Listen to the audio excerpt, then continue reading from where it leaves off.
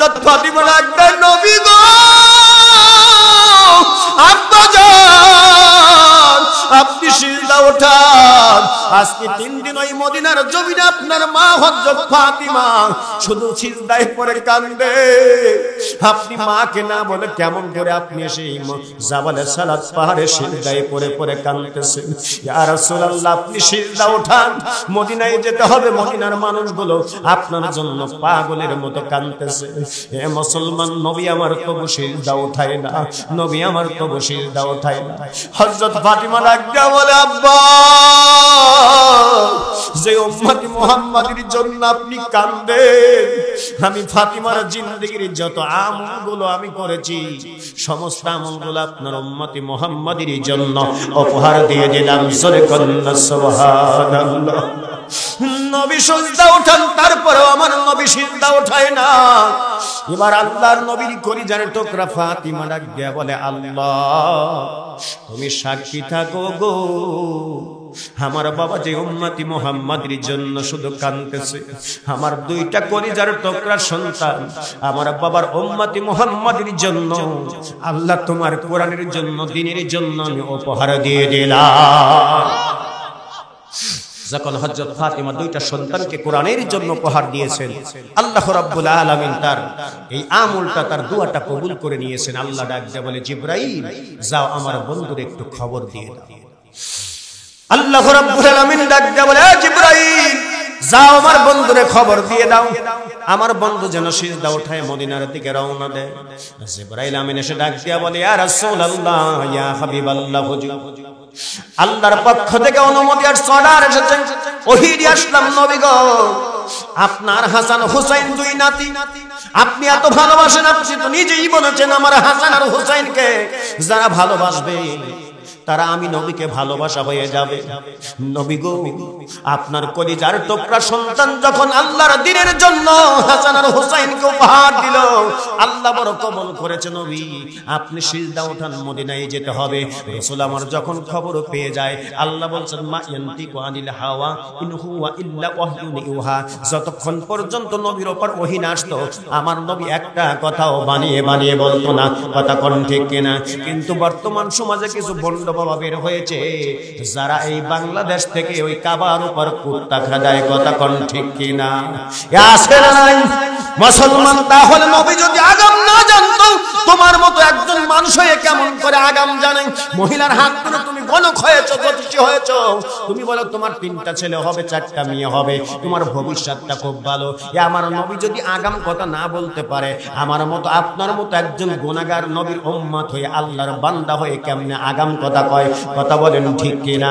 নবী আমার সিজদা ওঠায়, হাসানকে এক হাতে হুসাইনকে এক হাতে নিয়ে নবী হযরত ফাতিমাকে নিয়ে মদিনার দিকে রওনা হয়ে যাচ্ছে। রাস্তার মাঝে হযরত ফাতিমা ডাক দিয়া বলে, আব্বা, হযরত আবু বকরের জীবনের আমলগুলো আপনার উম্মতের জন্য উপহার দিলাম, হযরত ওমরের আমলগুলো উপহার দিল। নবী গো, আমি উপহার দিলাম, কিন্তু আপনি সিজদা উঠান না। আব্বা গো, আমি জানতে চাই, আমার 2টা কলিজার টুকরা যখন আল্লাহর দ্বীনের জন্য, আপনার উম্মতি মুহাম্মাদের জন্য উপহার দিলাম, তখনই আপনি সিজদা ওঠান, কারণটা কি?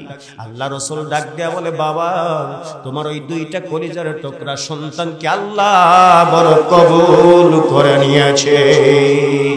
আল্লাহ রাব্বুল আলামিন বলেন, ইন্নামাল মুমিনুনা আল্লাযীনা ইযা যুকিরাল্লাহু ওয়াজিলাত কুলুবুহুম وَإِذَا تُلِيَتْ عَلَيْهِمْ آيَاتُهُ زَادَتْهُمْ إِيمَانًا وَعَلَى رَبِّهِمْ يَتَوَكَّلُونَ।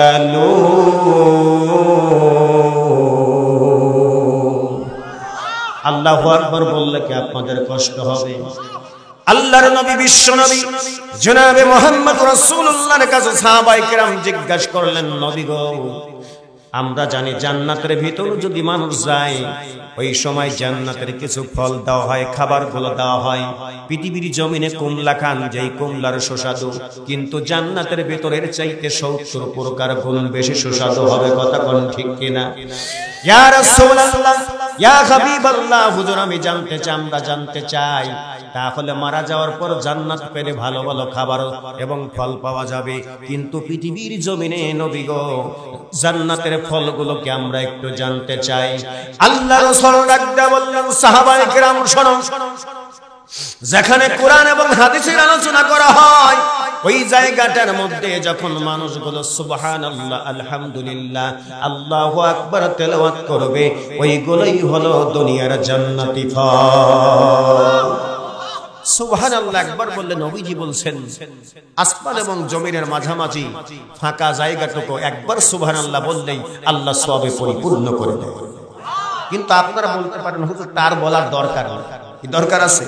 কিন্তু আমরা বাঙালি মানুষ জানি যত গুড় তত মিষ্টি।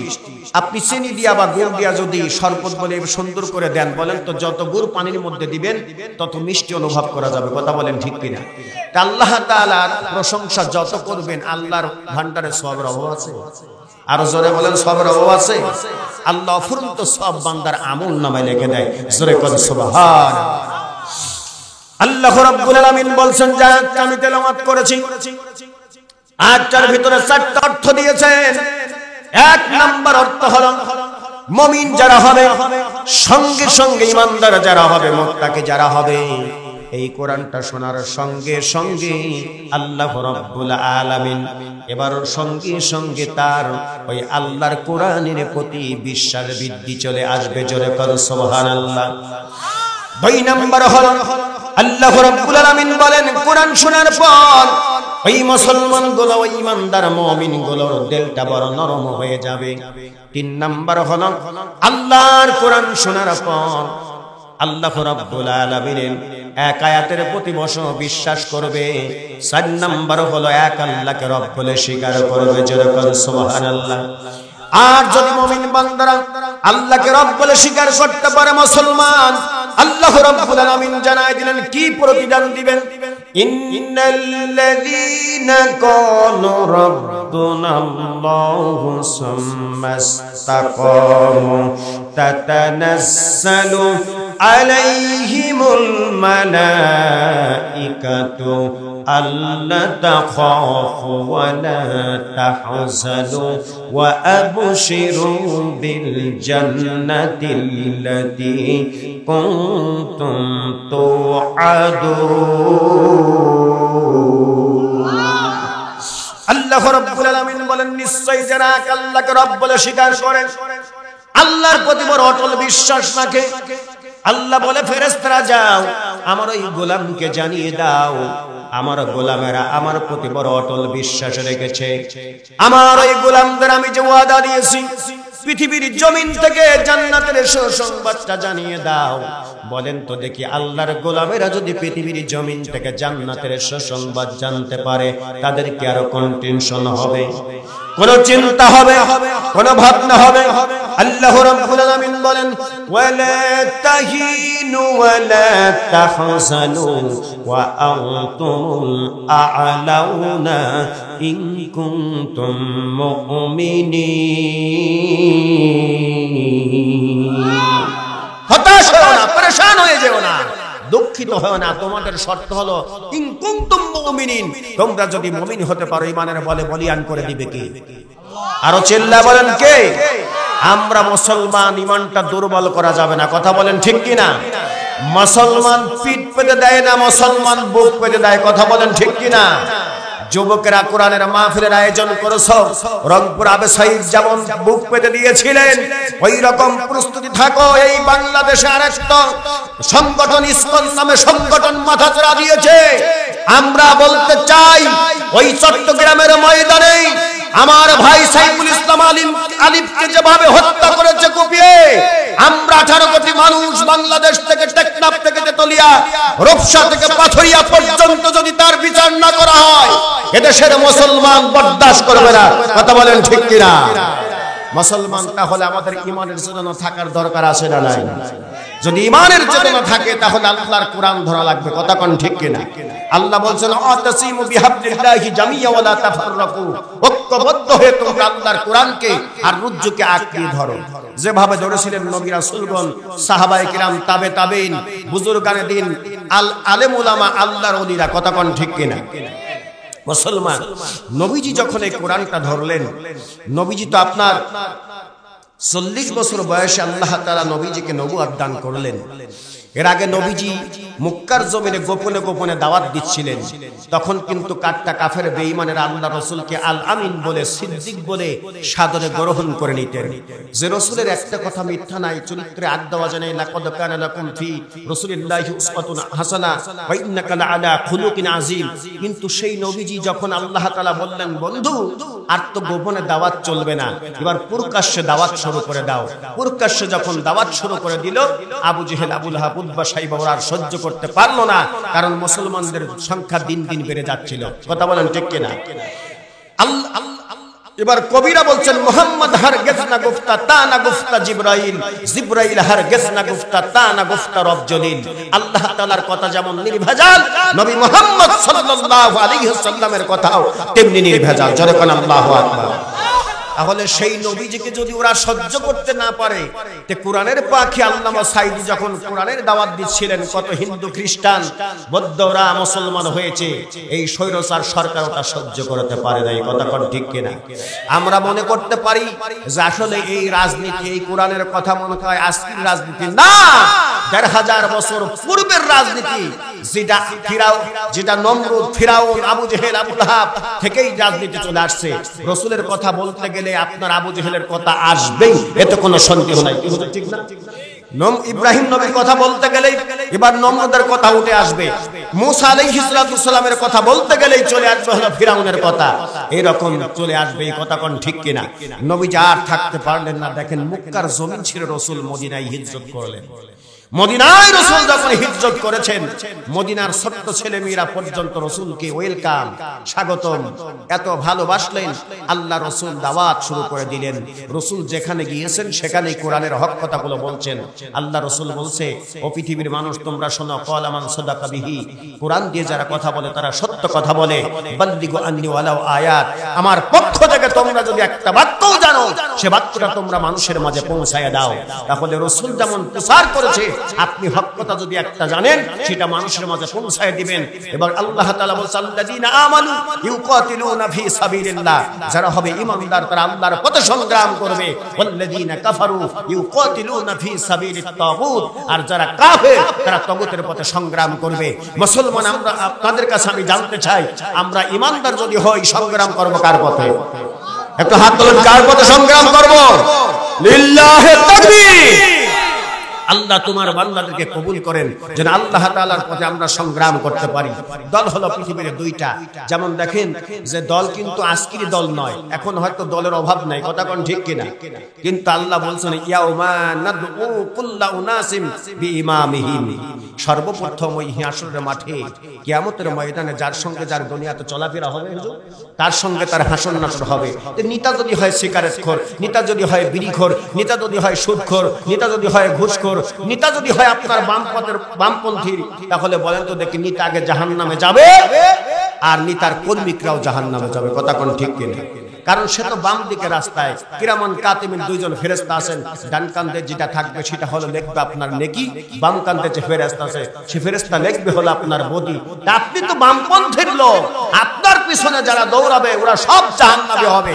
আর যদি ডান পথে চলছেন রাসূল, সাহাবায়ে কিরাম, তাবে তাবেঈন, শুহাদায়ে কিরাম, বুজুর্গানে দ্বীন, আলেম ওলামা, এই ডান দিকে রাস্তায় গেলে সিরাতুল মুস্তাকিম, সরল সঠিক পথ ছাড়া আর কোনো পথ হতে পারে না। নেতা সর্বপ্রথম জান্নাতে যাবে এবং নেতার কর্মীরাও জান্নাতে চলে যাবে। কথা বলেন ঠিক কিনা? রাসূল বলেন, দল হলো দুইটা, হিজবুল্লাহ একটা আল্লাহর দল, হিজবুশ শয়তান 2 নম্বর হলো শয়তানের দল। এই দল তো আজ থেকে আসে নাই, ১৫০০ বছর পূর্ব থেকে আসছে। দল হতেই পারে হয়তো আপনার সন্তান শিবির করে আর আপনি করেন আমলিক।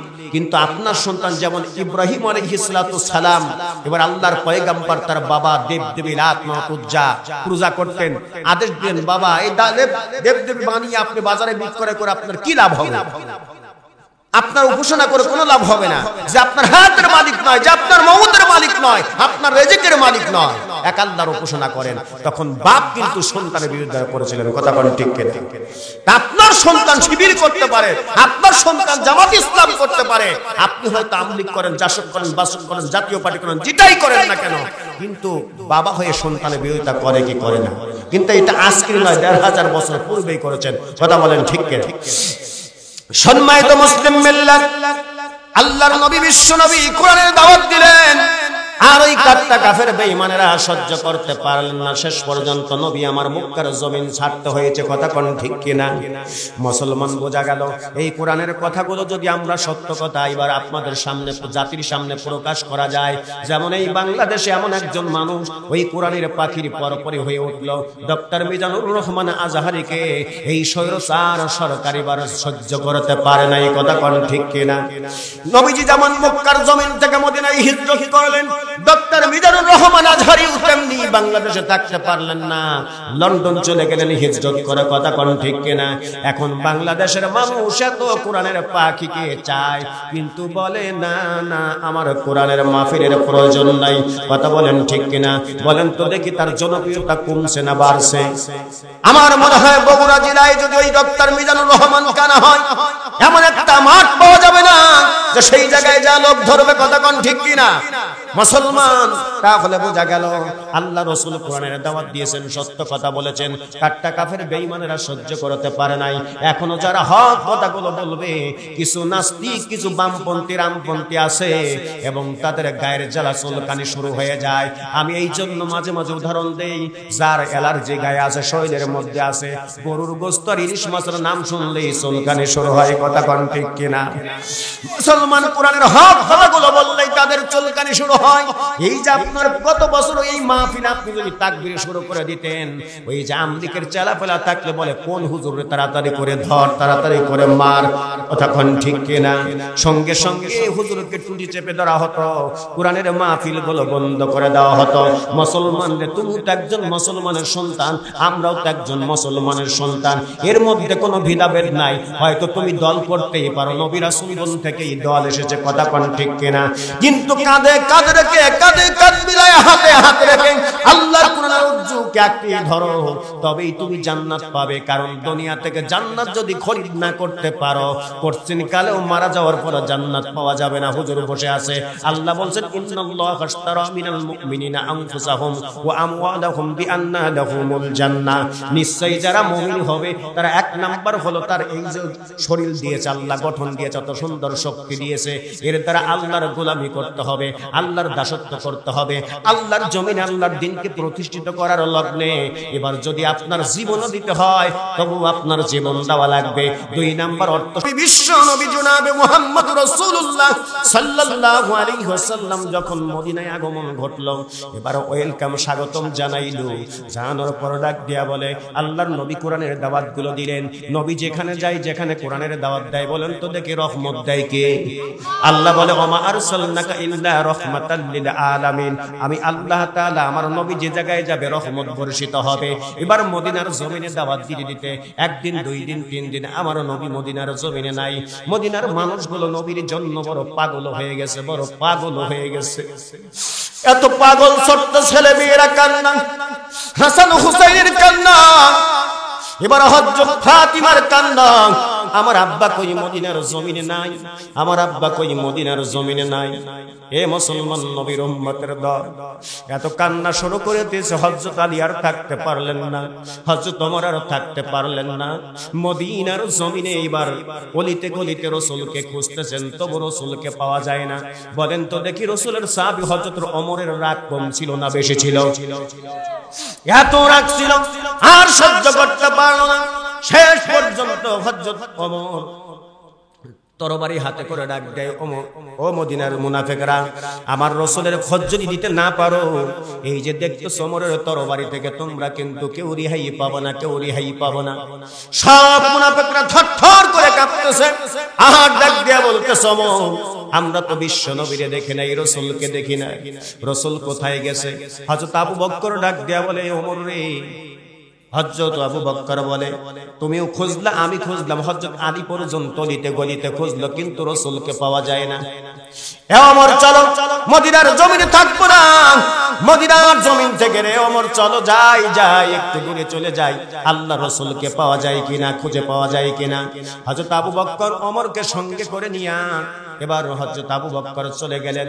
মদিনা থেকে কিতাবের মধ্যে আসছে 3.5 মাইল জাবাল সালাত পাহাড়ের দিকে রওনা হয়েছে। যাইতে যাইতে যাইতে যাইতে দেখে জাবাল সালাত পাহাড়ে যখন পৌঁছায় যায়, একজন ছাগলের রাখাল ছাগল রাখতেছে। হযরত আবু বকর ডাক দিয়া বলে, ও ছাগলের রাখাল। ওমর ডাক দিয়া বলে, ছাগলের রাখাল রে, তোমার কাছে জানতে চাই, তোমরা কি দিনের রাসূলকে তুমি দেখছো নাকি? বলে, শোনো রে, ওই জাবাল সালাত পাহাড়ে এমন একজন মানুষ আজ 3 দিন ধরে সিজদায় পড়ে ইয়া রাব্বি হাবলি উম্মতি বলে বলে কান্দে। জোরে বলেন না আল্লাহু আকবার। হযরত আবু বকর ডাক দেয়, ওমর চলো যাই, চলো যাই, ওই রাসূল ছাড়া আর কেউ হতে পারে না। রাখাল ডাক দেয়া বলে, হে আবু বকর, নবীর সাহাবী ওমর, তোমরা শোনো, আমার ছাগলগুলো এই মানুষটার দিকে শুধু দৃষ্টিগোচর করে তাকিয়ে আছে, আজ 3 দিন ধরে ঘাসে মুখ লাগায় না, আমাদের ছাগলগুলো গলায় রশি লাগায় টানলেও বাড়ির দিকে নিতে পারি না। আবু বকর ডাক দেয়া বলে, ওমর রে, চলো যাই, তাড়াতাড়ি করে চলো যাই, ওই রাসূল ছাড়া আর কেউ হতে পারে না। এ দুনিয়ার মুসলমান, আল্লাহর নবী বিশ্ব নবীর সাহাবী, 2 জন সাহাবী হযরত আবু বকর ওমরকে সঙ্গে করে নিয়া দেখে জাবাল সালাত পাহাড়ে আমার নবীজি ইয়া রাব্বি হাবল উম্মতি বলে বলে সিজদায় পড়ে কান্দে। কাদের জন্য কান্দে? উম্মতের জন্য শুধু কাঁদতেছে। আল্লাহ রাসূল কে ডাকতেছেন, হযরত আবু বকর, ইয়া রাসূলুল্লাহ, আপনি সিজদা ওঠেন, মদিনার মানুষগুলো আপনার জন্য পাগলের মতো কান্না করতেছে। আল্লাহ রাসূল সিজদা ওঠায় না। হযরত আবু বকর ডাক দিয়ে বলে, নবীজি, যে হযরত আবু বকরকে আপনি হিজরতের সফর সঙ্গী হিসাবে সাথী বানাইছিলেন, সে আবু বকর ডাকতেছে, নবীজি আপনি সিজদা ওঠান। আল্লাহ রাসূল তবু সিজদা ওঠায় না। হে মুসলমান, লক্ষ্য করে শুনেন, আল্লাহর নবীর সাহাবী হযরত আবু বকর রাদিয়াল্লাহু তাআলা ডাক দিয়া বলে, নবী গো,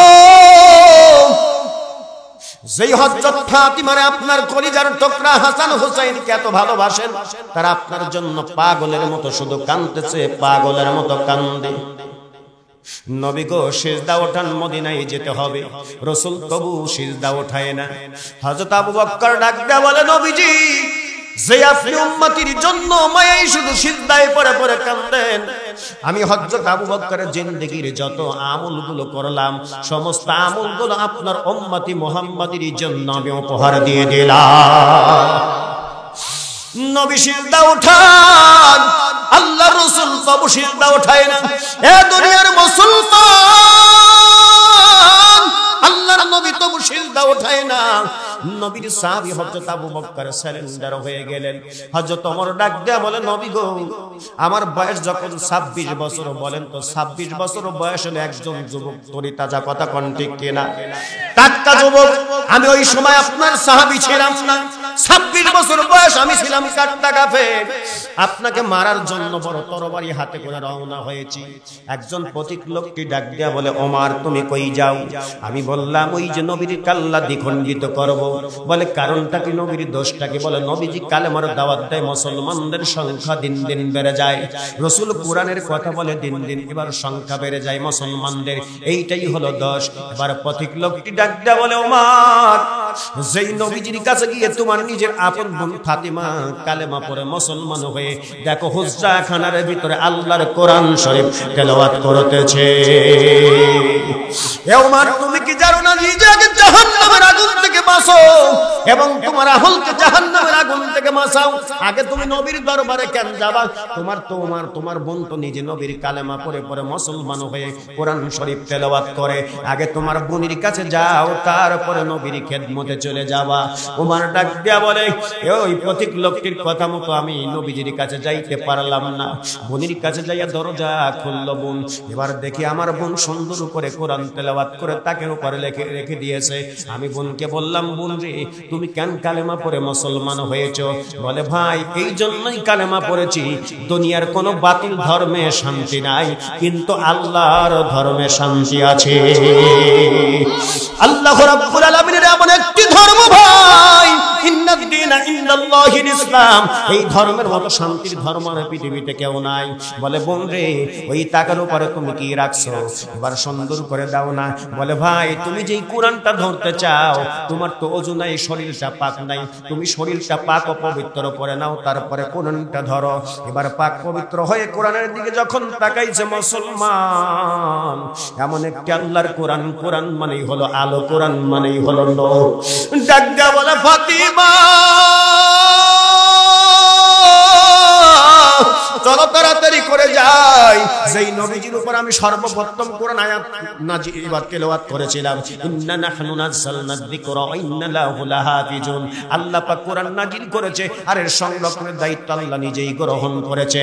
এই কোরআন নবীজির উপর সুদীর্ঘ 23টি বছর ধরে একের পর এক আয়াতগুলো সুন্দর সুন্দর করে এবার নাজিল করেছে।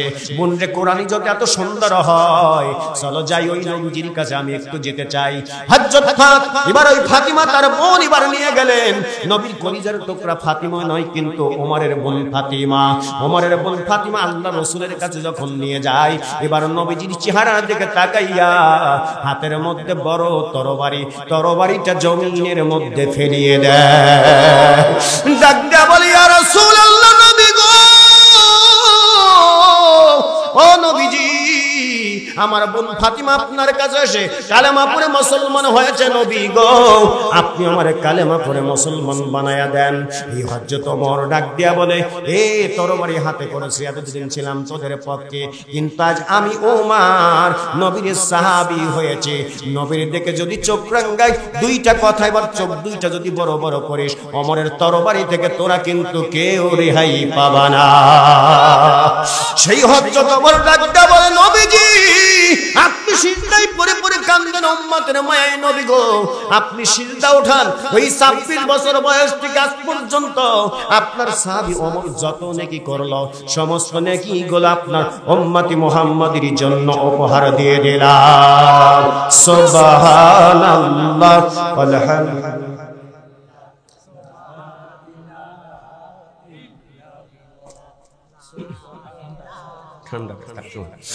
সুবহানাল্লাহ ওয়ালহামদুলিল্লাহ, লা ইলাহা ইল্লাল্লাহ, সুবহানাল্লাহ,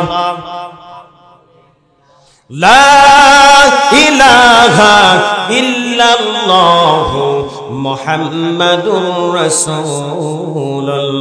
সকলেই বলেন সাল্লাল্লাহু আলাইহি ওয়াসাল্লাম। হে মুসলমানেরা, আল্লাহর নবী, বিশ্ব নবীর সাহাবী দুইজনই কিন্তু সব নেকিগুলো উম্মতি মুহাম্মাদের জন্য উপহার দিল। রাসূল কবু সিজদা উঠায় না। হযরত আবু বকর ডাক দিয়া বলে, ওমর রে, চলো যাই, মদিনার জমিনে যাই, হযরত আলীর কাছে খবরটা পৌঁছায় দেই। মনে হয় ফাতিমা যতক্ষণ পর্যন্ত না আসবে, রাসূল ততক্ষণ পর্যন্ত সিজদা উঠাইবে না। মুসলমান রে, একটা ফোঁটা চোখের পানি ছেড়ে দিব ওই নবীর জন্য। ওয়াল্লাহি, আল্লাহর কসম, যেই নবীজির এক নানার জন্য কান্না করিস না। তোর নানা ওই জাবালে সালাত পাহাড়ের গুহায় সিজদায় পড়ে পড়ে উম্মতি বলে বলে কান্দে। চল, তাড়াতাড়ি করে চল, তাড়াতাড়ি করে চল।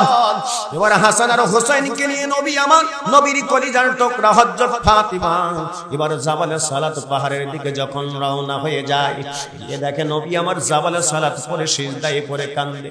হাসান এক কানে ডাকে, হোসেন এক কানে ডাকে। ডাকে, নানু ভাই আপনি না আমারে না দেখলে ভালো লাগতো না, আপনি থাকতে পারতেন না, আপনি কেমন করে হাসান হোসেনকে না বলে এসে আপনি সিজদায় পড়ে পড়ে কান্দেন। নানুরে আজকে 3 দিন হয়ে যাচ্ছে আপনাকে না দেখলে থাকতে পারি নাই, খাইতে পারি নাই। নানু ভাই চলেন যাই, মদিনার মানুষগুলো আপনার জন্য কান্নায় রোল পড়ে গেছে। হযরত ফাতিমা ডাক দিয়া বলে, বাবা আপনি সিজদা ওঠান, মদিনায় যেতে হবে।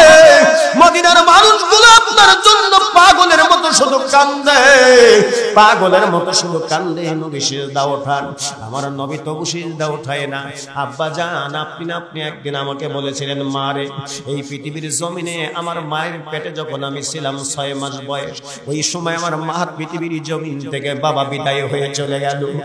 আমার মায়ের পেটে যখন 6 মাস বাবা হারিয়েছি, 6 বছর বয়স যখন মা হারিয়েছি, মারে পৃথিবীর জমিনে আমি কার কাছে মা মা বলে ডাকবো, কারে বাপ বলে ডাকবো? কলিজা বড় ঠান্ডা হয়ে যাবে। মারে এই দুনিয়ায় আনন্দ আমার কেউ দেখতে পায় না। ওগো মা আমি নবী বলে দিলাম, আজ থেকে তোমাকে যদি মা মা বলে ডাকি বড় কলিজাটা ঠান্ডা হয়ে যায়। হযরত ফাতিমা ডাকলেন, নবী গো আব্বা জান আপনি সিজদা ওঠান। আজকে 3 দিন ওই মদিনার জমিনে আপনার মা হযরত ফাতিমা শুধু সিজদায় পড়ে কান্দে। আপনি মাকে না বলে কেমন করে আপনি সেই জাবালে সালাত পাহাড়ে সিজদায় পড়ে পড়ে কাঁদতেছেন? ইয়া রাসূলুল্লাহ আপনি সিজদা ওঠান, মদিনায় যেতে হবে। মদিনার মানুষগুলো আপনার জন্য পাগলের মতো কাঁদতেছে। হে মুসলমান, নবী আমার তবু সিজদা ওঠায় না, নবী আমার তবু সিজদা ওঠায় না। হযরত ফাতিমা ডাকয়া বলে, আব্বা যে উম্মতি মুহাম্মাদের জন্য আপনি কাঁদেন, আমি ফাতিমার জিন্দেগীর যত আমলগুলো আমি করেছি সমস্ত আমলগুলো আপনার উম্মতি মুহাম্মাদের জন্য উপহার দিয়ে দিলাম। সুবহানাল্লাহ সুবহানাল্লাহ। নবী সিজদা ওঠান, তারপরেও আমার নবী সিজদা ওঠায় না। এবার আল্লাহর নবীর কলিজার টুকরা ফাতিমা ডাক দিয়া বলে, আল্লাহ তুমি সাক্ষী থাকো গো, আমার বাবা যে উম্মতি মুহাম্মাদের জন্য শুধু কাঁদতেছে, আমার 2টা কলিজার টুকরা সন্তান আমার বাবার উম্মতি মুহাম্মাদের জন্য আল্লাহ তোমার কোরআনের জন্য, দ্বীনের জন্য আমি উপহার দিয়ে দিলাম। যখন হযরত ফাতিমা 2টা সন্তানকে কোরআনের জন্য উপহার দিয়েছেন, আল্লাহ রাব্বুল আলামিন তার এই আমলটা, তার দোয়াটা কবুল করে নিয়েছেন। আল্লাহ ডাক দিয়ে বলে, জিবরাইল যাও আমার বন্ধুর একটু খবর দিয়ে দাও। আল্লাহ রাব্বুল আলামিন ডাক দিয়ে বলে, জিবরাইল যাও আমার বন্ধুরে খবর দিয়ে দাও, আমার বন্ধু যেন সিজদা উঠায় মদিনার দিকে রওনা দেয়। জিবরাইল আমিন এসে ডাক দিয়া বলে, ইয়া রাসূলুল্লাহ ইয়া হাবিবাল্লাহ, হুজুর আল্লাহর পক্ষ থেকে অনুমতি আর অর্ডার এসেছে, ওহী দিয়ে আসলাম নবী গো, আপনার হাসান হুসাইন 2 নাতি আপনি এত ভালোবাসেন, আপনি তো নিজেই বলেছেন আমার হাসান আর হুসাইনকে যারা ভালোবাসবে তারা আমি নবীকে ভালোবাসা হয়ে যাবে। নবী গো আপনার কলিজার টুকরা সন্তান যখন আল্লাহর দ্বীনের জন্য হাসান আর হুসাইনকে উপহার দিল, আল্লাহ বড় কবুল করেছে। নবী আপনি সিজদা ওঠান, মদিনায় যেতে হবে। রাসূল আমার যখন খবর পেয়ে যায়, আল্লাহ বলছেন, মা ইয়ান্তিকু আনিল হাওয়া ইন হুয়া ইল্লা ওয়াহয়ুন ইউহা, যতক্ষণ পর্যন্ত নবীর উপর ওহী না আসতো আমার নবী একটা কথাও বানিয়ে বানিয়ে বলতো না। কথা কোন ঠিক কিনা? কিন্তু বর্তমান সমাজে কিছু বন্ড বাবা বের হয়েছে যারা এই বাংলাদেশ থেকে ওই কাবার উপর কুত্তা খাদায়। কথা কোন ঠিক কিনা? আছে না নাই মুসলমান? তাহলে নবী যদি আগাম না জানতো, তোমার মতো একজন মানুষ হয়ে কেমন করে আগাম জানে? মহিলার হাত ধরে তুমি গণক হয়েছো, জ্যোতিষী হয়েছো, তুমি বলো তোমার 3টা ছেলে হবে, 4টা মেয়ে হবে, তোমার ভবিষ্যৎটা খুব ভালো। আমার নবী যদি আগাম কথা না বলতে পারে, আমার মতো আপনার মতো একজন গুনাহগার নবীর উম্মত হয়ে আল্লাহর বান্দা হয়ে কেমনে আগাম কথা কয়? কথা বলেন ঠিক কিনা? নবী আমার সিজদা ওঠায়, হাসানকে এক হাতে হুসাইনকে এক হাতে নিয়ে নবী হযরত ফাতিমাকে নিয়ে মদিনার দিকে রওনা হয়ে যাচ্ছে। রাস্তার মাঝে হযরত ফাতিমা ডাক দিয়া বলে, আব্বা, হযরত আবু বকরের জীবনের আমলগুলো আপনার উম্মতের জন্য উপহার দিলাম, হযরত ওমরের আমলগুলো উপহার দিল নবী গো। আমি উপহার দিলাম কিন্তু আপনি সিজদা উঠান না। আব্বা গো, আমি জানতে চাই, আমার দুইটা কলিজার টুকরা যখন আল্লাহর দ্বীনের জন্য, আপনার উম্মতি মুহাম্মাদের জন্য উপহার দিলাম, তখনই আপনি সিজদা ওঠান, কারণটা কি? আল্লাহ রাসূল ডাক দেয়া বলে, বাবা, তোমার ওই দুইটা কলিজার টুকরা সন্তানকে আল্লাহ বড় কবুল করে নিয়েছে। নবীজি আসলেন, আসার পর মদিনাতে ফিরে আসলেন।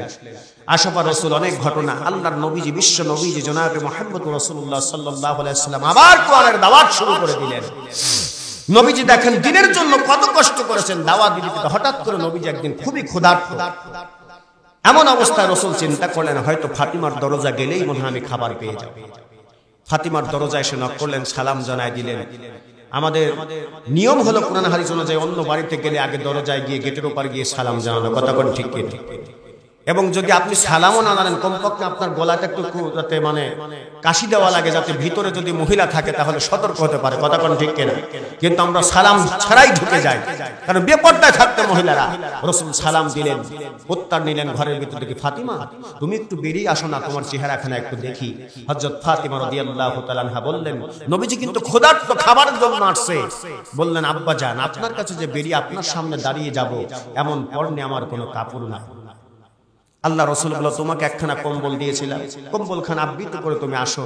বললেন, আব্বাজান, হাসান হোসাইন খাবার দিতে পারি নাই, কোথায় যেন বের হয়ে চলে গেল, কিন্তু আপনার হাসান হোসাইনের খাবারের জন্য যে কম্বলখানা দিয়েছিলেন আপনার জামাতা হযরত আলীর কাছে, সেটা বিক্রয় করতে দিয়েছি বাজারে, বিক্রয় করে হাসান হোসাইনের জন্য যেন খাবার ক্রয় করে নিয়ে আসে।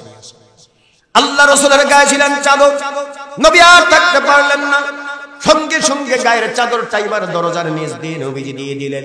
ফাতিমারে, এই যে চাদরটা আবৃত করে তুমি আমার সামনে দাঁড়িয়ে যাও। নবী আইছে খাবার চাইবে, যখন চাদরটা আবৃত করে ইজ্জত ঢেকে নবীর সামনে দাঁড়িয়ে গেলেন। নবী দেখে ফাতিমা না খাইতে খাইতে চোখ দুইটা গর্তের মধ্যে চলে গেছে। হযরত ফাতিমা না খাইতে খাইতে চল দুইটা গর্তের মধ্যে চলে গেছে। আল্লাহর নবী ডাক দিয়া বলে, ফাতিমারে, আমি বড় ক্ষুধার্ত, তোমার কাছে আসলাম খাবার চাইতে, কিন্তু আমি দেখতেছি তোমারই তো খাওয়া নাই। বলে, আব্বাজান, আজকে 3 দিন ধরে আমার চুলায় আগুন জ্বলে না। আব্বাজান, আপনার নাতি হাসান আর হুসাইন এই জন্য বাড়িতে নাই, কোথায় যেন বের হয়ে চলে গেল। আল্লাহর নবী ডাক দিয়া বলে, ফাতিমা, চিন্তা করো না, তুমি থাকো, হাসান হোসেনের খাবারের জন্য আমি রাসূল কাজের সন্ধানে বের হলাম। আমার নবী ফাতিমার কাছ থেকে বিদায় নিয়ে হেঁটে হেঁটে যাইতে যাইতে এবার কাজের সন্ধানে চলে যায়। যাইয়া একটা বাগানের, ফুলের বাগানের নিকট যখন পৌঁছায় গেছে, ওই বাগানের মালিককে ডেকে ডেকে বললেন, বাগানের মালিক রে, তোমার কি কোনো বাগানে কাজ আছে? বাগানের মালিক ছিলেন বড় ইহুদি, ইহুদির যুবক এবার চলে আসলেন, কাজ আছে, কি কাজ করতে হবে? বলে, এই যে কূপ দেখতেছ, এই কূপের ভিতর থেকে পানি বালতি দিয়ে উঠাইয়া উঠাইয়া ওই গাছের গোড়ায় গোড়ায় ঢালতে হবে। আল্লাহ রাসূল ডাক দিয়া বলে, বাগানের মালিক, এক বালতি পানি উঠাইয়া যদি তোমার গাছের গোড়ায় গোড়ায় ঢালতে পারি, এর বিনিময়ে তুমি কি দেবা? তোমার 3টা করে খেজুর দেওয়া হবে। আমার নবী বড় পেটে পাথর বাঁধা, নবী অনার্ত, নবী 3 দিন ধরে খায় না, ক্ষুধার্ত। আল্লাহ রাসূল এবার কি করলেন, যখন এই হাতের মধ্যে রশিটা নিয়া ওই বালতিটা যখন কূপের মধ্যে ফেলিয়ে দিয়েছে, মুসলমান, আল্লাহ ডাক দিয়া বলে, জিবরাইল, যাও, তাড়াতাড়ি করে যাও রে জিবরাইল। আমার বন্ধু যখন বালতিটা ফেলিয়ে দেয়, আমি আমার বন্ধুর ওই কষ্টটা বরদাস্ত করতে পারি না রে জিবরাইল। আমার বন্ধুর বড় কষ্ট হবে, বড় কষ্ট হবে। আমার বন্ধুর হাত এবার রশিটা ধরে, বালতি যেন আমার বন্ধুর কষ্ট না হয়, বালতিটা পানি ভর্তি করে এবার গাছের বাগানে, গাছের গোড়ায় গোড়ায় ঢেলে দাও। হে দুনিয়ার মুসলমান, আল্লাহর নবী প্রথম বালতি উঠায় গাছের গোড়ায় গোড়ায় ঢেলে দিলেন। এমন করে নবী এইরকম করে করে 1 বালতি, 2 বালতি, 3 বালতি, কিতাবের মধ্যে আসছে 8টি বালতি পর্যন্ত উঠায়া আল্লাহ রাসূল ওই গাছের গোড়ায় গোড়ায় ঢেলেছেন। ঢেলে দেওয়ার পর 9 নাম্বার বালতি যখন কূপের মধ্যে ফেলিয়ে দেয়, এবার হালকা রশি ছিঁড়ে ওই বালতিটা কূপের মধ্যে পড়ে গেছে। নবী যে ওই কূপের ভিতর থেকে বালতি উঠাবে, বলেন তো পাওয়ার আমার নবীর আসে না নাই? কিন্তু আল্লাহর বড় কুদরতি খেলা, আল্লাহর বড় কুদরতি খেলা। নবী আর থাকতে পারলেন না, বাগানের মালিকের কাছে গিয়ে বললেন, ওগো যুবক, তোমার 8 বালতি পানি উঠায় গাছের গোড়ায় গোড়ায় ঢেলে দিয়েছি, 9 নাম্বার বালতি যখন ফেলিয়ে দিয়েছি কূপের মধ্যে, হঠাৎ করে হালকা রশি ছিঁড়ে হাত থেকে কূপের মধ্যে বালতিটা পড়ে যায়। 8 বালতির বিনিময়ে যেই কয়টা খেজুর হয় সেই কয়টা খেজুর তুমি আমারে দিয়ে দাও। এই বাগানের মালিক যুবক ডাক দেয়া বলে, ইহুদি ডাক দেয়া বলে, ওগো যুবক, তুমি কি জানো এই বালতিটার কত দাম? যতক্ষণ পর্যন্ত বালতি না উঠাইবা ততক্ষণ পর্যন্ত তোমাকে খেজুর দেওয়া হবে না, খেজুর দেওয়া হবে না। এবার আল্লাহর নবী ডাক দেয়া বলে, বাগানের মালিক রে, কেমনে বালতি উঠাবো রে? কাকুতি মিনতি করতেছে, কাকুতি মিনতি করে, রিকোয়েস্ট করে বারবার। এই যুবক আর থাকতে পারে নাই। ইহুদি বাগানের মালিক যখন বিরক্তি করে, আমার নবী রিকোয়েস্ট করে বারবার, থাকতে পারে নাই। ওই যুবক, এমন যুবক, শক্তিমান যুবক, এবার সুন্দর করে একটা থাপ্পড় বিশ্ব নবীর গালের উপরে লাগাইয়া দিছে। আমার নবীর এত সুন্দর চেহারার মুসলমান, এত সুন্দর চেহারা, যেই নবীজির দিকে যদি সাহাবায়ে কিরাম একবার তাকাইতো চোখ দুইটার অন্যদিকে মিলাইতে পারতো না। যেই নবীজির চেহারার দিকে হাসান হোসেন তাকাইলে ক্ষুধা পর্যন্ত নিবারণ হয়ে যেত। যেই নবীজির চেহারার দিকে একবার তাকাইলে তার জন্য 7টা জাহান্নামের আগুন হারাম হয়ে যেত।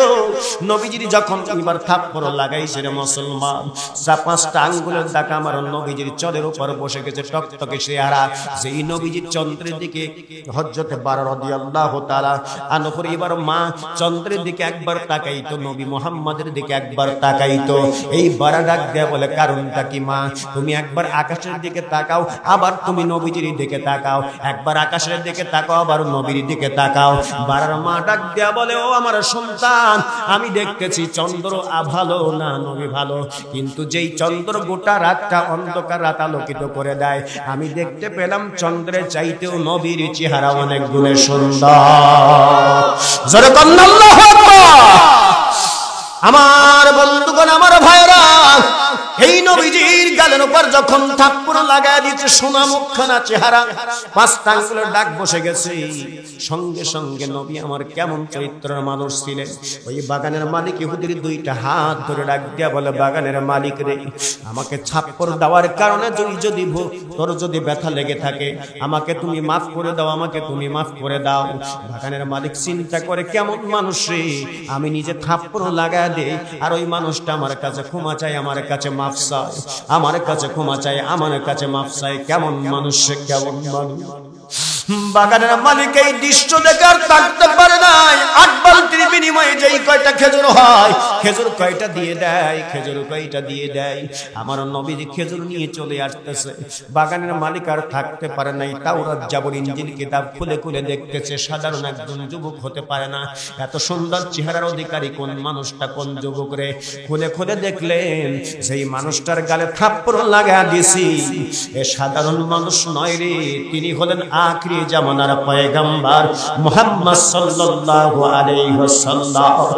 এ দুনিয়ার মুসলমান ভাইরা, এ মুরব্বি বাবাজিরা গো, ওই হাতটার সাথে রাখতে পারে নাই, হাতটা এবার অন্য হাত দ্বারা তরবারে আঘাত দিয়ে দ্বিখণ্ডিত করে ফেলে দিয়েছে। জোরে বলেন আল্লাহু আকবার। আমার নবীকে তালাশ করতেছে, আমার নবীরে তালাশ করে।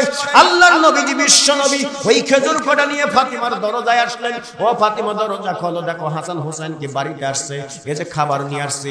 কিন্তু হাসান হোসেনের মা ফাতিমা যখন দরজা খুলে দিয়েছে, আমার নবীর চেহারার দিকে যখন একটাবার তাকাইছে, দেখে নবীর চেহারা, এত সুন্দর চেহারা কে থাপ্পড় লাগা দিয়েছে। হযরত ফাতিমা ডাক দিয়া বলে, বাবা, এমন কোন মানুষ দুনিয়া আপনাকে চেনে না, আপনাকে জানে না? কে কোন মানুষটা, কোন যুবকটা আপনার গালে থাপ্পড় লাগা দিয়েছে? বাবা বলো। মেয়েরা কিন্তু আব্বারে সবচেয়ে বেশি ভালোবাসে, কথা কোন ঠিক কিনা? মুসলমান নবীর উম্মতের দল, মেয়েরা কিন্তু বাবারে মারে বেশি ভালোবাসে। বলে, আব্বা বলো। নবী আমার ডাক দিয়া বলে, ফাতিমা রে, ধৈর্য ধারণ করো, শুনে লাভ হবে না, বলবো না। কে থাপ্পড় দিল আর না দিল, এই যে খাবার নাও, হাসান হুসাইন আসলে খাবার দিবে। অনেক ঘটনার মুসলমান আল্লাহর নবী বিশ্ব নবী মেয়েরা কিন্তু এত ভালোবাসতো, নবীর এত ভালোবাসতো, আর বাবার মেয়েরা অবশ্যই বেশি ভালোবাসে আল্লাহর রাসূল। এবার ওই রাসূলকে খোঁজার জন্য ইহুদি খালি দৌড়াচ্ছে দৌড়াচ্ছে, নবীরে কোথায় পাওয়া যাবে, বড় ভুল করেছি, বড় বেয়াদবি করেছি। খুঁজতে খুঁজতে ইহুদি আমার নবীর কাছে হাজির হয়ে গেছে। রাসূলের কাছে ডাক দেয়া বলে, ইয়া রাসূলুল্লাহ, ইয়া হাবিবাল্লাহ, হুজুর গো, আমি বড় বেয়াদবি করেছি, বড় ভুল করেছি। যেই হাতটা আপনার গালের উপর থাপ্পড় লাগাইয়া দিয়েছিলাম, ওই হাতটা আমি সাথে রাখতে পারি নাই গো নবী। আমার অন্য হাত দ্বারা তরবারি আঘাত দ্বারা দ্বিখণ্ডিত করে ফেলে দিয়েছি নবী। আমার ভুল ভেঙে গেছে, ভুল বুঝতে পেরেছি গো নবী। আপনি আমাকে কালেমা পড়ে মুসলমান বানায় দেন। আল্লাহর নবী কেমন নবী ছিল রে, কেমন চরিত্রের নবী ছিলেন। নবী ডাক দেয়া বলে, বাগানের মালিক, তুমি যে হাতটা তরবারি আঘাত দিয়ে দ্বিখণ্ডিত করেছো, অন্য টুকরা কই রে, অন্য টুকরা হাত কই, তুমি আমার কাছে দাও। হাতটা যখন দিয়েছে, হাতের সঙ্গে লাগাইয়া নবীজির মুখের থুতু মুবারক যখন লাগাইয়া দিছে, আল্লাহর পক্ষ থেকে ওই বাগানের মালিকের হাত বড় ভালো হয়ে যায়। জোরে করুন সুবহানাল্লাহ। হে মুসলমান, নবীর এমন চরিত্র ছিল, সেই নবীর চরিত্র যদি তালাশ করতে চাও, তাহলে তোমার চরিত্র ভালো হবে, কথা বল ঠিক কিনা? কারণ এই দুনিয়ায় যদি চরিত্রমান মানুষকে খুঁজতে চাও, তামাম পৃথিবীর মানুষের চরিত্র এক পাল্লায় ওঠানো হবে, আর আল্লাহর নবীর চরিত্র এক পাল্লায় ওঠানো হবে। আমার নবীর চরিত্র সবচাইতে ভালো হয়ে যায়, কথা বল ঠিক কিনা? মুসলমান, আপনাদের কি কষ্ট হচ্ছে? মুসলমানদের রাত গভীর হয়ে যাচ্ছে, এই সময় বেশি সময় নিব না। এটা আল্লাহর ঘর, মসজিদ। আল্লাহ বলছে, ক্বাযা রাব্বুকা আল্লা তা'বুদু ইল্লা ইয়্যাহু ওয়া বিল ওয়ালিদাইনি ইহসানা। এই পৃথিবীর জমিনে সবচাইতে আল্লাহ এবং রাসূলের আনুগত্য করার পর যিনি তোমাকে এই জমিনের মুখটা দেখাইল, তিনি কে? আল্লাহ, আল্লাহ রাসূলের পর যিনি তোমার জমিনের মুখটা দেখাইল, তিনি হলেন মা এবং বাবা, কথা কোন ঠিক কিনা? হে যুবক ভাইরা, মুরব্বী বাবাজিরা গো, ওই দিকে গেলে অনেক সময় লাগবে, লক্ষ্য করে শুনবা। এই পৃথিবীর জমিনে যত বন্ধু পেয়েছ, কিন্তু মায়ের মতো বন্ধু, বাবার মতো বন্ধু আর কোথাও কি পাওয়া যাবে? কোথাও পাওয়া যাবে না। আজ 3 দিন ধরে সফরে বের হয়েছে, আগামীকালও সিরাজগঞ্জ জেলায়। মায়ে ফোন দিয়ে কয়, বাবা কোথায় আছো, কেমন আছো? কিন্তু নিজের স্ত্রী পর্যন্ত অত খোঁজ নেয় না। টাকা কিন্তু নিজের স্ত্রীর হাতে দাও, কথা কোন ঠিক কিনা? গাড়ির হরেন যখন বাজায় দাও রে যুবক, স্ত্রী ঘুমিয়ে গেছে, বাবাও ঘুমিয়ে গেছে, মা ডাক দিয়া বলে, ওঠো তাড়াতাড়ি করে ওঠো, শাহিন আলম এসেছে, গেটটা খুলে দাও, গাড়িটা ঢোকাইতে দাও, গাড়িটা ঢোকাইতে দাও। যুবক রে, আল্লাহ রাসূল বলেছে, হুমা জান্নাতু ওয়া নারু। বাপ মা দুইজন জীবিত থাকলে তাদেরকে ইহসান করবা, তাদেরকে এবার ভালো সদাচরণ করবা। তার জন্য সদাচরণ করার কারণে 2টা জান্নাত তোমার জন্য বাজেট হয়ে যাবে। হুমা নারু, আর যদি না করো ভালো ব্যবহার, তোমার জন্য 2টা জাহান্নাম বাজেট হতে পারে। আল্লাহর নবীর একজন সাহাবী, এই সাহাবীর নাম হলো হযরত আবু হুরায়রা। নামটা কি? হযরত আবু হুরায়রা সাহাবী নবীজির কাছে যাইতেন। তার মা ছিল মুশরিকা মুসলিম, প্রত্যেক দিন নবীজির কাছে যাইতেন। নবীজির কথাগুলো ভালো লাগতো, সন্ধ্যার পূর্বেই বাড়ি ফিরে আসতেন। কিন্তু একদিন আসতে হঠাৎ করে রাত হয়ে গেল। মা জিজ্ঞাসা করে, আবু হুরায়রা রে, তুমি প্রতিদিন তুমি কোথায় যাও? হযরত আবু হুরায়রা শুধু আল্লাহ রাসূলের নামটা উচ্চারণ করেছিলেন। মা আর সহ্য করতে পারে নাই, ডান গালে বাম গালে থাপ্পড় লাগায়া দিয়েছে। হে যুবক ভাইরা রে, আমার ইলম নাই, কালাম নাই। মায়ের কদর, মায়ের সম্মান করার কারণে, মায়ের কথা মানার কারণে এই বাংলাদেশে কোরআনের কথাগুলো বললে মানুষ তো পাখির মতো বসে বসে থাকে। রে যুবক, তুমি এমএ পাস করেছো, কামাল পাস করেছো, টাইটেল পাস করলা, মাস্টার কমপ্লিট করলা, তুমি সমাজে দাম পাও না, চাকরি মেলে না, তুমি বন্ধু বান্ধবের কাছে দাম পাও না। হে যুবক, আল্লাহ, আল্লাহর কসম, তোমার মা যদি নামাজি হয়ে থাকে, মাকে ডাক দেয়া বলবা, মা আমি চাকরি পাই না, মা তুমি তাহাজ্জুদের নামাজ পড়ো পৌষ মাঘ মাসে কনকনে শীতের ভিতরে। তোমার মা যদি 1 লোটা পানি নিয়ে, 1 বদনা পানি নিয়ে ওযু করে যদি 4 রাকাত তাহাজ্জুদ 8 রাকাত তাহাজ্জুদের নামাজ পড়ে আল্লাহর কাছে ডাকে উদউনি আস্তাজিব লাকুম, আল্লাহ ডাক দেয় কয় বান্দারে যখন তোরা আমার কাছে ডাকিস দুনিয়ার অফিস আদালত সব বন্ধ হয়েছে, দরজা বন্ধ হয়ে গেছে, কিন্তু আমি আল্লাহর দরজা বড় খোলা হয়ে যায়। আমি আল্লাহ তাআলা তোর ডাক ফেরত দিব না, ফেরত দিব না। মা যদি ডাক দেয়া বলে মালিক আমার সন্তানের চাকরি হয় না বলি সমাজে দাম নাই, বন্ধু বান্ধবের কাছে দাম নাই, আমি মা হয়ে কেমন করে ও মালিক আমি মা হয়ে দোয়া করতেছি আমার সন্তানের তুমি একটা চাকরি মিলায়া দাও। আল্লাহ ডাক দেয়া বলে শোন, কারেন্টের সুইচ দিতে যত সময় লাগে না তোর মায়ের দোয়া আমি আল্লাহর দরবারে বড় কবুল হয়ে যায়। হযরত আবু হুরায়রা রাদিয়াল্লাহু তাআলা আনহু এবার যখন থাপ্পড় লাগা দিছে মা নবীজির কাছে যাওয়ার জন্য, তবু চোখ দুইটা দিয়ে মায়ের দিকে তাকায় নাই, এবার সুন্দর করে জমিনের দিকে দুইটা চোখ মিলায়া দিছে। জমিনের যখন চোখটা মিলায়া দিছে, এ যুবক ভাইরা তোমার কিসমতটা কপাল যদি খুলতে চাও আমি বলবো মা বাবার যারা তাদের সঙ্গে খারাপ আচরণ করো তারা কিন্তু উঠবা, আর যদি মা বাবার সঙ্গে ভালো ব্যবহার করো তোমার মনের মধ্যে শান্তি লাগবে। মায়ের কথা শুনলে কথা কোন ঠিক কি না। আল্লাহর নবীর সাহাবী এবার সকালবেলা উঠে বিশ্ব নবীর খেদমতে চলে গেলেন। নবীজির কাছে যাওয়ার পর প্রত্যেকদিন কেমন যেন আনন্দের সাথে কথা বলেন, আজকে মনটা খারাপ করে আল্লাহর রাসূলের সাহাবী বসে আছে। নবী ডাক দেয় কে রে আবু হুরায়রা তোমার মনটা কেন খারাপ, তোমার মনটা কেন খারাপ, তোমার মনটা কেন খারাপ। আবু হুরায়রা ডাক দেয় নবী গো আমার মা আমাকে মারছে বলে মনটা খারাপ। আল্লাহর নবী ডাক দেয় রে আবু হুরায়রা মা কখনো সন্তান অপরাধ না পাইলে কখনো সন্তানের গায়ের ওপর প্রহার করতে পারে না। কি পাপাচার কাজ করেছো, কি অন্যায় করেছো, অবিচার করেছো। আবু হুরায়রা ডাক দিয়া বলে ইয়া রাসূলুল্লাহ আমার অন্যায় অবিচার হলো আপনার কাছে প্রত্যেক দিন আমি আসি, প্রতিদিন সন্ধ্যার পূর্বেই বাড়ি ফিরে যাই। গতকাল যখন আপনার নিকট থেকে যাচ্ছিলাম গভীর রাত হয়ে গেছে, মা প্রশ্ন করে ফেললো প্রত্যেক দিন কোথায় যাস, আপনার নামটা যাহা মাত্র আমি উচ্চারণ করেছি আমার মা বরদাস্ত করতে পারে নাই, সহ্য করতে পারে নাই গো নবী। আমার মা দুইটা গালে থাপ্পড় লাগায়া দিয়েছে। আল্লাহর নবী ডাক দেয়া বলে কারে আবু হুরায়রা আমি নবীজির কাছে আসার জন্য যদি তোমার মা তোমাকে মারে রে আবু হুরায়রা আমি কখনো মায়ের প্রতি অবিচার করতে পারি না। হযরত আবু হুরায়রা ডাক দেয় নবী গো আমি তো মায়ের বিচার নিয়ে আসি নাই গো নবী, আমি এসেছি আপনি একজন সত্য রাসূল। আমার মা হলো মুসলিম মুশরিকা, আমার মায়ের জন্য একটু আপনি দোয়া করেন আল্লাহ যেন আমার মা কে মুসলিম থেকে মুসলিম বানিয়ে দেয়। এ দুনিয়ার মুসলমান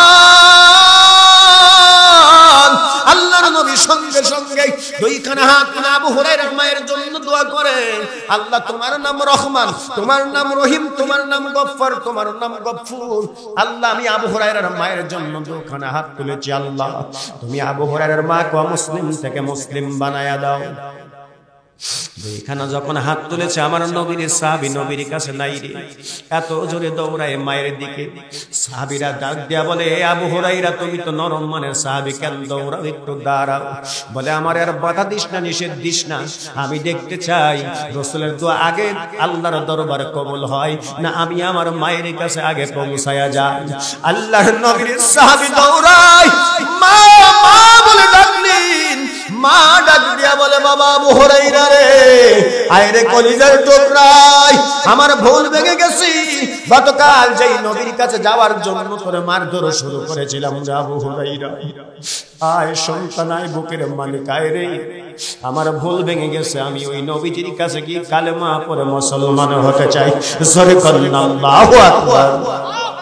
আল্লাহর নবীর সাহাবী ডাক দিয়া বলে এ নবীর সাহাবীরা রে আমি দেখতে পেলাম আমার বিশ্ব নবী আমি সাহাবী হযরত আবু হুরায়রা মায়ের কাছে আসার আগে আমার নবীজির দোয়া আল্লাহর দরবারে বড় কবুল হয়ে যায়।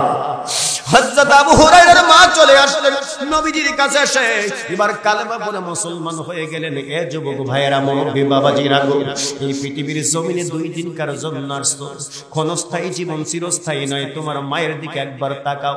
এই পুষ মাঘ মাসে কোন শীতের ভিতরে তোমাকে পাশে শোয়ে রাখছিল, তুমি ছোট্ট মাসুম, কিছুই বোঝো নাই। হঠাৎ করে ল্যাপের মধ্যে প্রসাব করে দিয়েছো, পায়খানা পর্যন্ত করে দিয়েছো। মায়ের হাতে যখন লাগতো এবার আটা আটা আপনার পায়খানাটা বেজে যেত। মা চিন্তা করো, সন্তান বুঝি পায়খানা করে দিয়েছে। পুষ মাঘ মাসে কোন শীতের ভিতরে ওই মায়ের নাকে গন্ধ লাগে না, মা মেথরের মতো তোমার পায়খানা গুলো প্রসাব গুলো পরিষ্কার করে দিত। কারণ চিন্তা করো তো সন্তানের ঠান্ডা লেগে যাবে, ঠান্ডা লেগে যাবে, এমন কাজ করতো মেথরের মতো তোমার মা। হঠাৎ করে তুমি যদি অসুস্থ হয়ে পড়ে থাকতে, তোমার বাবা ঘুমিয়ে যেত, তোমার মা তোমার শিওরে বসে বসে কাঁদতো। রাত গভীর হয়ে গেছে, ডাক দেয়া বলে, কে রে আব্দুল্লাহর মা, রাত তো গভীর হয়েছে, তুই কেন বসে বসে কান্দিস? বলে, আপনি তো বুঝবেন না, 9 মাস 10 দিন পেটে ধারণ করেছিলাম রে পানের সামনে। আমার সন্তানটা কত লাথি মেরেছে, গোতা মেরেছে। প্রসাবের বেদনা যখন শুরু হয়ে গেল, আসমান জমিন মনে হয় এক হয়ে যাচ্ছে। আমি থাকতে পারি না গো স্বামী, আমার সন্তানের ঠান্ডা লেগেছে। আমি মায়ের মনের মধ্যে আনছাম ভাব, আমি থাকতে পারি না। কখন বুঝি কোন খবর হয়ে যায়।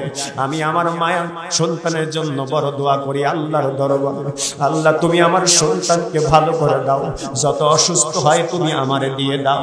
এ যুবক ভাইয়েরা, মুরব্বী বাবাজিরা, সেই মা না খেয়ে নিজে আমাদেরকে তিলে তিলে বড় বানাইতো। ভালো একটা খাবার হইলে খাইতে পারে নাই। একটা গল্প মনে পড়ে গেল ভাইয়েরা, আমার ভাইয়েরা, পাবনার জেলা সত্যিকারে একটা গল্প।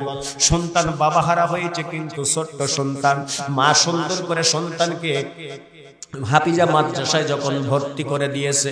এখনো দেখবেন কত ছোট, এবার গরিবের সন্তানরা মাদ্রাসায় পড়ে, ধনী লোকের সন্তান যদি পড়ে, কমলা আপেলের অভাব নাই, ভালো খাবারের অভাব নাই, কিন্তু ওই সন্তানটা তাকায় তাকায় দেখতেছে। কমলার সোসাদি একদিন মায়ের কাছে এসে ডাক দিয়ে বলে, মা এই খাবারটা মন চাই আমি খাই, এত সুন্দর খাবার।